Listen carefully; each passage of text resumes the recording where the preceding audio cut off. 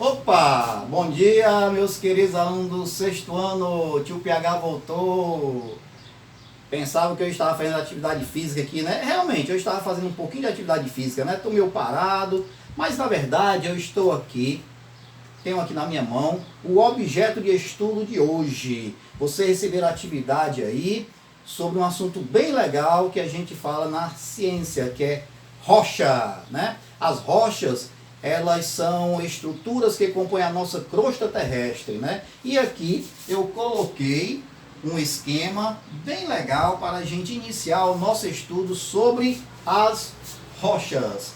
E aqui nós iremos dar o primeiro ponto de partida, que é definir uma rocha. O que é uma rocha na verdade?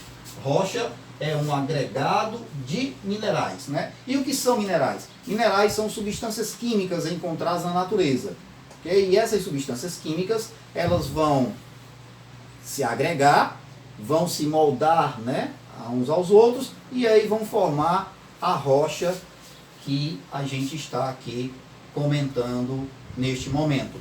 E continuando falando de rocha, nós agora partiremos para a classificação das rochas. Nós temos 3 tipos de rochas de acordo com a sua origem. A primeira são as chamadas rochas sedimentares. O segundo grupo de rochas são as não sedimentares, que são classificadas em 2 tipos: metamórficas e magmáticas.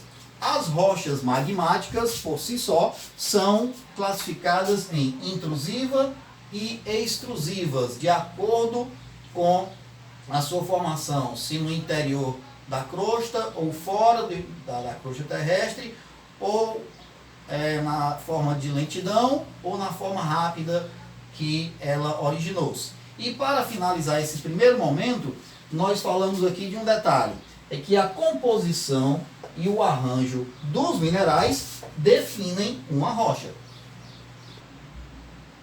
Meus queridos, o primeiro tipo de rocha que nós falamos anteriormente são as rochas sedimentares. E aqui eu estou com esse acúmulo de livros aqui, acumulado de livros, para tentar retratar mais ou menos o processo de formação dessa rocha sedimentar. Eu quero deixar bem claro que a formação das rochas, a formação delas não é de um dia para o outro, tá? Leva milhares de anos, né? Segundo a geologia, né, os cientistas, leva até milhões de anos. Bom, como acontece o processo de formação das rochas sedimentares? Primeiro, rochas sedimentares têm sua origem na deposição e compactação de sedimentos, ou também chamados estratos. Como acontece isso? Imagine há milhares de anos atrás, você tem aqui a formação, uma camada de rochas, tá? Há milhares de anos atrás, e com o passar dos tempos, dos milhares de tempos, sedimentos, né, materiais diversos, restos de rochas também, vão se acumulando aqui e vão aos poucos formando camadas ou estratos, né? E isso, com o passar do tempo, você vai formando uma compactação. O peso, a pressão dessas camadas de rochas umas sobre as outras vai aos poucos originando o que a gente chama de rocha sedimentar, ok? Então, para você observar, aquelas camadas lá de baixo, elas são as chamadas rochas mais antigas, né? E assim, à medida que você vai subindo aqui em camadas, você vai se aproximando das camadas mais atuais das rochas. E nisso daí nós temos algo muito importante. Imagina que no meio dessas várias camadas que aconteceu um processo de sedimentação de um organismo vivo qualquer. Aí você tem o chamado fóssil, ou seja, nas rochas sedimentares você vai ter a formação dos fósseis. E nesses fósseis aí nesses fósseis é que o homem tenta dar a idade do surgimento das várias espécies dos seres, até mesmo a idade do nosso planeta. Tá? Bom, dando continuidade, as rochas sedimentares, elas podem ser encontradas de três formas. Você tem o arenito, que é a areia, você tem o argilito, que é a argila, e você tem o calcário, também chamado cal. Todas elas têm utilidades. A areia, a argila e o calcário, o homem utiliza de formas diversas. A cal, ela é utilizada hoje para a fabricação daquela tinta para caiar muros. O arenito é a própria areia, que é utilizada na construção, e o argilito é a argila, que é muito utilizado no artesanato, né? E aqui eu trouxe, somente para vocês terem uma ideia mais ou menos, né,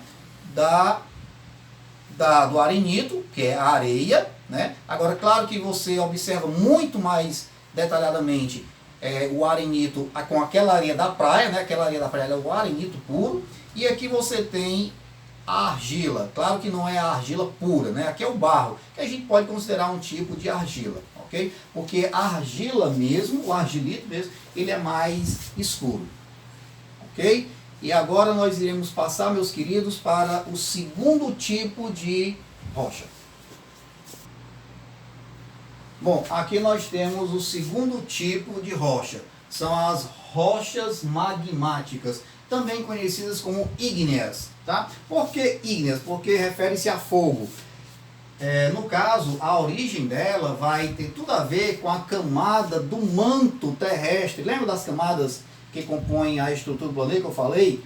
Crosta, manto e núcleo? Pois é, lá no manto nós temos um material chamado magma, o magma pastoso, né? Aí quando esse magma pastoso, devido à alta pressão, ele é lançado para cima, e se ele encontrar uma falha na crosta terrestre, ele vai ser lançado para fora, aí passa a ser chamado de lava, aí vai formar a lava vulcânica, que vai originar os vulcões. E nesse processo todo, você vai ter a formação das rochas magmáticas. Só que nós temos um detalhe. As rochas magmáticas, ou ígneas, elas podem ser de dois tipos. Intrusivas. Quando uma rocha magmática é intrusiva? Quando ela forma-se no interior da crosta terrestre e de forma lenta. O exemplo é o granito, que é essa pedra aqui que eu iniciei o assunto segurando em minhas mãos, né? E o granito, ele tem uma característica, você identifica os três tipos de minerais que existem nele: o quartzo, o feldespato e mica. A tonalidade de cada um deles vai dizer quem é quem nessa rocha. E você vai ter a rocha magmática extrusiva. Forma-se na superfície da crosta terrestre e de forma rápida. Exemplo, o basalto e a pedra pómez. O granito, ele é uma pedra utilizada para calçamento, para asfaltar vias públicas, né? Antes de colocar o asfalto, eles utilizam esse tipo de rocha para poder realizar o asfaltamento. O basalto, ele é muito utilizado nos calçadões, tá? Lá em Calcaia tem um calçadão, lá no centro de Calcaia. Aqui em Fortaleza nós temos também exemplos da rocha chamada basalto, que é justamente utilizada para fazer as calçadas. E finalmente a pedra pómez. Essa pedra pómez, ela é uma pedra que é utilizada até para poder fazer a limpeza dos pés. É muito utilizada em nossas casas, tá? Ela tem um formato, infelizmente eu não consegui encontrar, mas vai ficar aqui a minha promessa para encontrar uma pedra pómez para mostrar para vocês. Ela é cheia de perfuraçõezinhas, né? Que isso se deve ao processo de formação dela, que aconteceu de forma muito rápida. Bom, meus queridos, e aqui nós temos o último tipo de rochas, né? São as rochas metamórficas, cuja origem é transformação de qualquer tipo de rocha quando submetida a altas pressões e altas temperaturas, ok? Então, no interior da Terra, o que vai acontecer ali? Altas pressões e elevadíssimas temperaturas vão fazer com que qualquer tipo de rocha, né, passe por transformações químicas e vai originar outro tipo de rocha. E aqui nós temos aqui os dois exemplos de rochas metamórficas. O mármore, que transforma-se transforma diretamente do calcário. O calcário é transformado por causa de altas pressões e altas temperaturas em mármore. E o gneiss, por transformação do granito. E observe o seguinte, ó, o mármore ele é muito utilizado nas casas, né, para poder fazer balcões, tá? Pisos industriais também, normalmente utiliza-se do mármore. O gneiss, ele é mais, a gente fala mais do gneiss em relação às formações rochosas, tá? Bom, e aqui, meus queridos, para finalizar, eu só preciso falar de mais um detalhe. É o processo de formação do solo. Porque no solo você vai ter, na verdade, você vai ter uma composição dessas rochas, desses vários tipos de rochas que passaram por processos diversos e eles vão, com o decorrer do tempo, vão passando por um processo chamado de intemperismo, que é um desgaste, né? Um desgaste que acontece nessas rochas. E existem vários fatores, como o vento, a água, os seres vivos também, os choques térmicos, que vão fazendo com que essas rochas elas se deteriorem. E elas vão se tornando pó. E esse pó vai ser lançado, né, devido ao próprio movimento, né, da crosta, vai fazer com que esse pó vá se depositando na superfície e vai formando o solo. Tá? E o solo é algo fundamental para nossas vidas, né? É nele onde nós plantamos, é nele onde nós pisamos, construindo nossas casas e tudo mais.